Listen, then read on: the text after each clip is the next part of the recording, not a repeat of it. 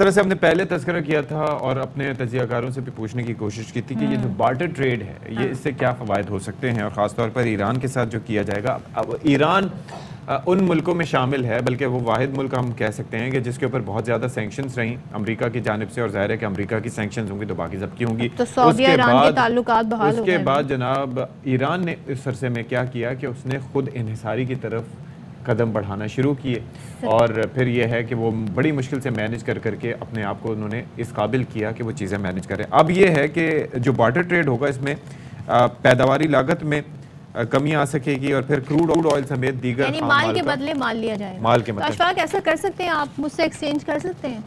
میرا تھوڑا سا پرانا فون ہے، آپ کا نیا ہے. بالکل کر سکتے ہیں، بالکل اینڈرائیڈ میں کر سکتا ہوں. آپ میں ریسیٹ کر لوں. میں اینڈرائیڈ نہیں، اینڈرائیڈ سے نہیں کرنا. دیکھیں یہ پوائنٹ ہے، مال کی کوالٹی وہی ہونی چاہیے جس کا بدلہ ملنا ہے. اچھا میری ایک اور بات سنیے اس کے اندر. اچھا چکر پتہ ہے کیا ہے؟ چکر یہ ہے کہ یہ جو موویز، انگریزی موویز یا سیریز وغیرہ آپ دیکھتے ہیں نا، تو جیل وہاں پر جب دکھاتے ہیں تو وہاں پر اس کے اندر جو آپ کو ٹریڈ کیسے کر رہے ہوتے ہیں کہ وہ جو چیزیں ان کو چاہیے ہوتے ہیں اس کے بدلے کوئی دوسری چیز، اور اس طریقے سے. تو وہاں پر بھی اسی طرح سے بارٹر ٹریڈ ہی چل رہی ہوتی ہے، رقم نہیں ہوتی. کس زمانے کی موویز کی بات کر رہے ہیں؟ ابھی ریسنٹ ہسٹری میں. میں نام پوچھتی ہوں، ہم ذرا انجم آپ کی رپورٹ دیکھتے ہیں اس حوالے سے.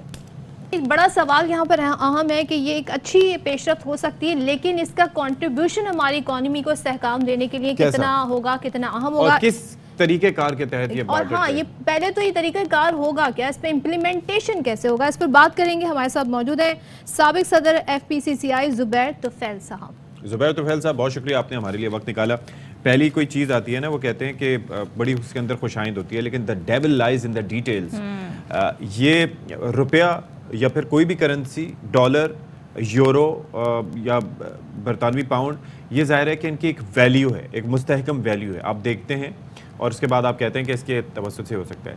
اب یہ جو چیزیں ہیں ان کے بدلوں میں چیزوں کا حصول، اس کے اندر کوالٹی پیرامیٹرز، یہ ساری چیزیں صحیح غلط، یہ کیسے طے ہوگا؟ بسم اللہ الرحمن الرحیم. دیکھیے یہ بارٹر ٹریڈ کا ایگریمنٹ جو ہے نا، آج سے کافی پہلے ہو جانا چاہیے تھا. بہرحال اب آج بھی جب حکومت نے 1 جون کو ایک نوٹیفیکیشن جاری کیا ہے جس کے تحت ایران، افغانستان اور رشیا کے ذریعے ہم بارٹر ٹریڈ کے ذریعے چیزوں امپورٹ اور ایکسپورٹ کر سکیں گے. اس کا میکینزم یہ ہوگا کہ حکومت نے تینوں ممالک کے لیے ایک لسٹ بنائی ہے کہ کون کون سی اشیاء ہے جو ہم ایران سے منگوا سکتے ہیں، افغانستان سے اور رشیا سے. ایران سے منگوانے والی اشیاء میں جو ہے وہ پیٹرولیم مصنوعات ہیں، کیمیکلز ہیں، اس کے علاوہ میٹلز ہے، منرلز ہے، کوئلہ ہے، اور فارماسٹیکل ہے. اب یہ اور جو افغانستان سے ہے، افغانستان سے موسٹلی منرلز ہیں، میٹلز ہے، کوئلہ ہے، سبزیاں ہیں اور پھل ہیں. اور اس کا میکینزم یہ ہوگا کہ یہ یا تو کوئی اسٹیٹ انٹرپرائزز کے درمیان معاہدہ ہو سکتا ہے، یا پھر 2 پرائیویٹ کمپنیز کے درمیان B2B، بزنس ٹو بزنس. ایک پارٹی ایران میں ہوگی، ایک پاکستان میں ہوگی، وہ آپس میں معاہدہ کر لیں. اس معاہدے میں وہ اشیاء کا تعین کر لیں کہ کون سی اشیاء ایک آدمی ایران سے ایکسپورٹ کرے گا اور کون سی اشیاء پاکستان سے. تو یہ لمیٹڈ گڈز ہیں جو جن کی ٹریڈ ہوگی، لمیٹڈ گڈز ہیں جن کا آپ نے حوالہ دیا، کوئلہ، منرل، سبزیاں، پھل، ان کے علاوہ نہیں ہوگی ٹریڈ، یہی گڈز ہیں. نہیں، اس میں اسٹیل بھی ہے. ایران کے اندر جو ہے نا، جو سب سے بڑی آئٹم ہے وہ اسٹیل ہوگی، کیونکہ اسٹیل کی انڈسٹری ایران میں بہت بڑی ہے، اور ایران کی اسٹیل کی پرائسز جو ہیں وہ.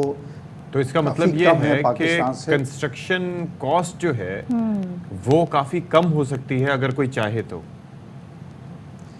ڈیفینیٹلی کم ہو سکتی ہے. میرا دیکھیے، ایران سے جو بھی بارٹر کا B2B ایگریمنٹ ہوگا، اس کی امپلیمنٹیشن ود ان 7 days ہو سکتی ہے. ایک تو بائی روڈ چیزوں نے آنا جانا ہے، اور دونوں طرف کے جو تاجر ہیں ان کا آپس میں بہت سٹرونگ لنک ہے.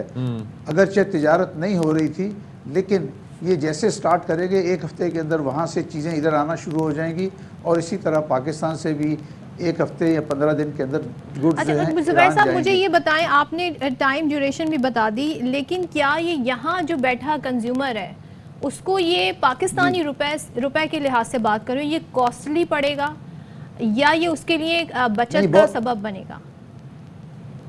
کیونکہ یہاں تو ہم ڈالر سیو کرنے کے لیے بارٹر کی طرف جا رہے ہیں نا، بارٹر سسٹم کی طرف. دیکھیں بارٹر، دیکھیے ایک تو آپ کے ملک کے اوپر جو ڈالر کی امپورٹ کا جو ہے بوجھ ہے وہ کم ہو جائے گا. اگر آپ سٹیل ایران سے منگواتے ہیں تو آپ لوکل کرنسی میں ان کو روپیز میں پے کر سکتے ہیں، یا مال کے بدلے مال کے تحت جو ہے وہ آئے گا. اور میرا ایک اندازہ ہے کہ سٹیل کی قیمتیں جو ہے نا پاکستان کے اندر 30 سے 50 ہزار روپے ٹن کے اوپر جو ہے وہ جون کے اندر ہی کم ہو جائیں گی. اور یہ کتنا بڑا ہماری اکانومی میں کتنا بڑا امپیکٹ ڈالے گا اس کو استحکام لانے کے لیے یہ سسٹم اگر امپلیمنٹ ہو جاتا ہے. دیکھیے یہ سسٹم امپلیمنٹ تو اس کا طریقہ کار یہ ہوگا کہ پاکستانی کسٹمر جو ہے وہ اپنے جو بھی چیز خریدنا چاہتا ہے یا ایکسپورٹ کرنا چاہتا ہے اس کو اپنا کلیکٹر آف کسٹم کے پاس جا کے اپنا کانٹریکٹ کو رجسٹر کرانا ہوگا. وہ جیسے ہی رجسٹر کرا لیتا ہے تو اس کے بعد فوراً ایران سے بھی مال آ سکتا ہے، پاکستان سے بھی آ سکتا ہے، اور اس کا یہ ذمہ داری ہے کہ ایک کانٹریکٹ کو 3 مہینے کے اندر اندر جو ہے اس کو سیٹل کرے کہ جس کا جو مال دینا ہے لینا ہے وہ بیلنس ہونا چاہیے. اور اس میں خاص طور پہ میں کہوں گا کہ سٹیل جو ایران کی سٹیل انڈسٹری ہے وہ بہت زیادہ مضبوط ہے، کیونکہ وہاں پہ انرجی کی قیمت پاکستان سے آدھی سے بھی کم ہے. ہاں جی. اور اس وجہ سے ان کی سٹیل کی پرائسز کم ہیں.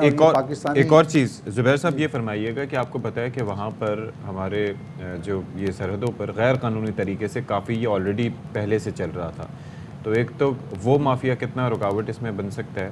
دوسرا یہ ہے کہ ایران کے ساتھ ہم نے پہلے آپ کو پتا تھا کہ گیس پائپ لائن کا ایک معاہدہ کیا تھا اور وہ ایک عرصے پہلے اس پہ کام ہو جانا چاہیے تھا، لیکن آپ کو پتہ ہے کہ انٹرنیشنل اور امریکی پریشر کی وجہ سے وہ نہیں ہو سکا. اب یہ جو معاہدہ جس کی ہم بات کر رہے ہیں اس کے اوپر کیا آپ کو لگتا ہے کہ کوئی انٹرنیشنل پریشر یا کوئی امپیکٹ آئے گا؟ Are we really serious about it جو ہم کر رہے ہیں؟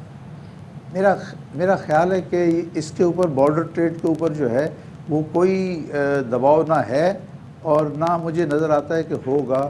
ہم اس میں آسانی سے، کیونکہ ایک تو یہ کہ جو مشکل آتی ہے وہ ڈالر کی آتی ہے کہ آپ ڈالر کیسے بھیجیں گے. اس میں ڈالر کی کہیں بھی یا ڈالر یا یورو کی کوئی انوالومنٹ نہیں ہے. جو بھی کرنسی ہے وہ مقامی کرنسی ہوگی.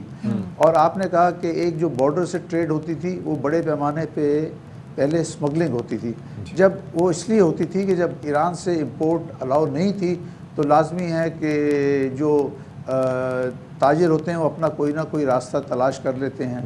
لیکن اگر امپورٹ ہی الاؤ ہو گئی بارٹر ٹریڈ کے اندر تو پھر اس میں اتنا کوئی جواز نہیں رہے گا کہ وہ اسمگلنگ کا چینل استعمال کریں. ان کے لیے تو آسان چینل ہے کہ وہ بارٹر ٹریڈ رجسٹر کرائیں اور اس کے مطابق دونوں طرف سے گڈز جو ہیں ایک دوسرے کے ملک میں جائیں. چلیں جی، تھینک یو سو مچ. زبیر صاحب ہمارے ساتھ موجود تھے، سابق صدر FAC. اچھا میرا اس میں نقطہ نظر یہ کہ جب آپ اس طرح سے کرتے ہیں اور جو ملک آپ کو چاہتے ہیں کہ آپ ان کے رحم و کرم پہ رہیں، یعنی کہ آپ کی معیشت ان کے رحم و کرم پہ رہے اور آپ کو وہ بازو مروڑ کر پھر اپنے اقدامات کرتے جائیں، وہ بھلے جو ہے وہ FATF کا معاملہ ہو، بھلے IMF کے ذریعے ہو، تو پھر وہ کیسے اس چیز پہ خوش ہو سکتے ہیں کہ آپ جو ہے وہ آپ کو ان کے ڈالر کی ضرورت ہے. اچھا، I think جو نوید قمر صاحب کہہ رہے تھے وہ it is one of the options as well. Let's see.